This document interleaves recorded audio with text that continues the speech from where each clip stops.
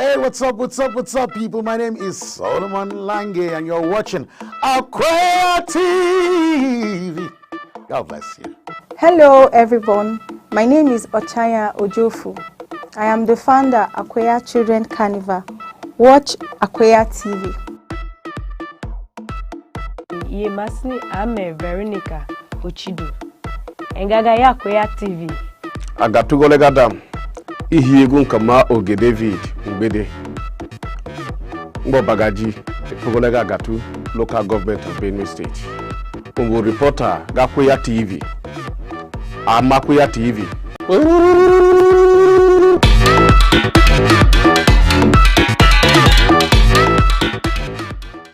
Welcome to Akweya TV News. My name is Idajo Aja. The mother of late Keren-Happuch Akphager, a pupil of Premier Academy Lugbe Abuja, and a group of activists have cried to the Inspector General of Police to help in the fight for justice for the 12-year-old who was allegedly raped before she died. She was said to have died from hyperglycemia triggered by sepsis, resulting from infection caused by a condom found in her.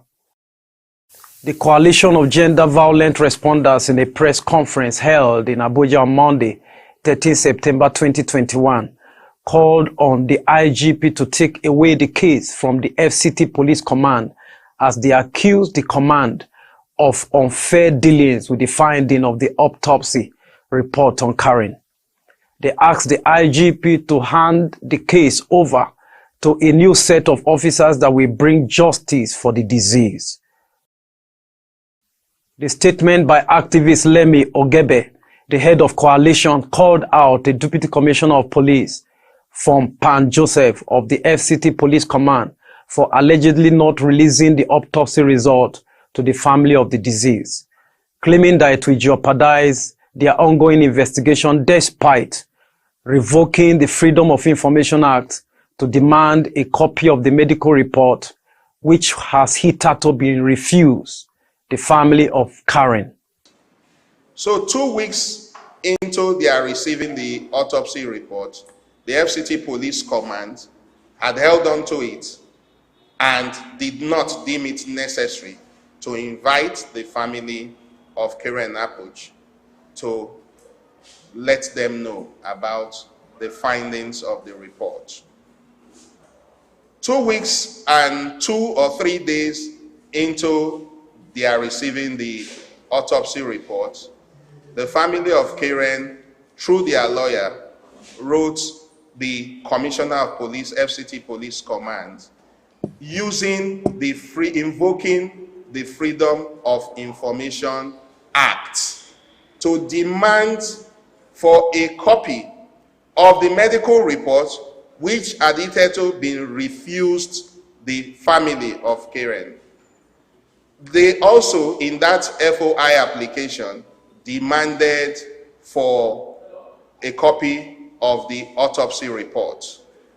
It was at that point, 2 days later, that the FCT Police Command, through the DCP, invited the lawyer of Karen's family to the command, and invited, of course, the Premier Academy and its team. When they got there, the DCP announced clearly that they were going to disobey the Freedom of Information request made by the lawyer to the family of the deceased. It worries us that law enforcers who should enforce the law outrightly announced, DCP Fom Pam Joseph, that he was going to refuse that request. Well, he predicated his refusal on, if we give it to the family, it will jeopardize ongoing investigation.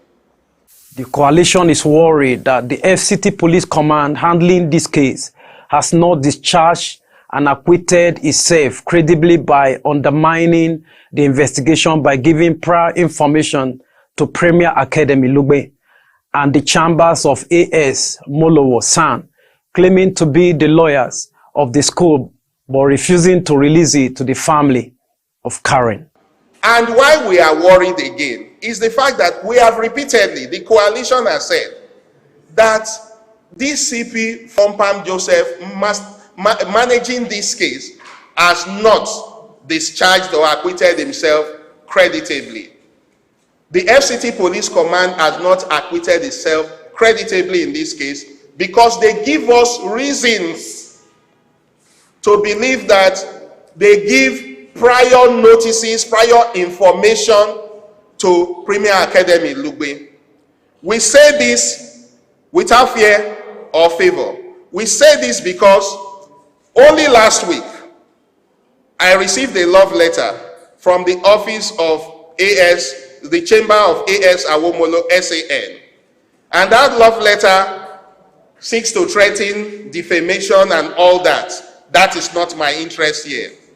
What is my interest is the content of that love letter, where the chamber was quoting, was referring to the outcome of an autopsy report that had not been disclosed to any other person at that point. The letter, the love letter, was to the point that it was saying that you are saying that the child was raped, blah, blah, blah, while you know that the autopsy report, which is now with the police, does not disclose that condom was in the child, that the child was raped. We cannot quote the autopsy report we have not seen.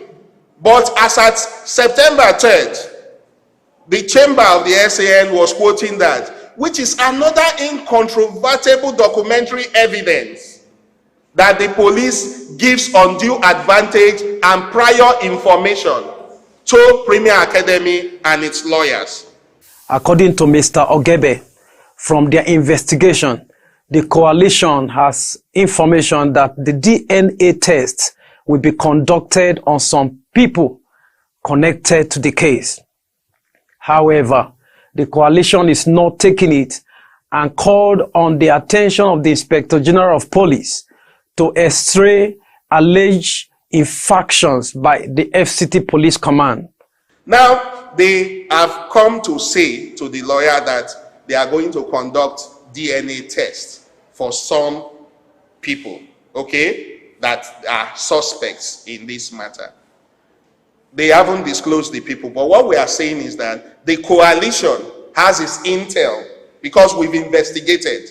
You can see all we are saying is to call the attention of the Inspector General of Police to infractions by the FCT Police Command. Ughegbe also called on the Inspector General of Police to come to their aid as he is receiving a threat to life. In civilized crime, police works with civil society that are working on a case like this to get intel to crack a case. But what we have in this particular case is that police tried to intimidate us. Police actually threatened me and my family. Even served us love letter in the name of investigating us over inciting public disturbance. He also added that Amnesty International has written to the IGP to shield both the family of the deceased and Ughegbe, but the letter has not gotten to the IGP. I put on record the admiration of the coalition for the person of the Inspector General of Police. He has integrity, sterling integrity. And these are cases, such a case is a case that if it gets to his attention, it will not take the shenanigan that the FCT Police Command has been doing. Amnesty International wrote a petition asking, a love letter to the IG, asking that they protect me and my family. That letter did not get to the Inspector General of Police. Amnesty International wrote another love letter saying they should protect Karen's mom and her family and that the IG should order an impartial and thorough investigation into this matter. That love letter did not get to the Inspector General of Police. Something is wrong. There's collusion at the highest level. According to report by Partners West Africa Nigeria, P1, only 27 states in Nigeria have passed and assented to the domestication of the United Nations Convention on the Right of the Child and African Charter on Right and Welfare of a Child, passing the Child Right Act, CRA, in 2003. The question on the lips of watchers of this development are asking why have the Association of School Proprietors not spoken to condemn the alleged rape and death of this little girl? Why have the Parents Teachers Associations haven't spoken? Why have neither the churches and other religious groups spoken to? Is this the evidence of the value that the Nigerian society places on the child, especially the girl child? That's the news we're tracking on Akweya TV at this moment. Akweya TV is your leader in history, culture, arts, and development stories. Follow us on all social media platforms for more updates on this story. Thanks for watching. My name is Idajo Aja.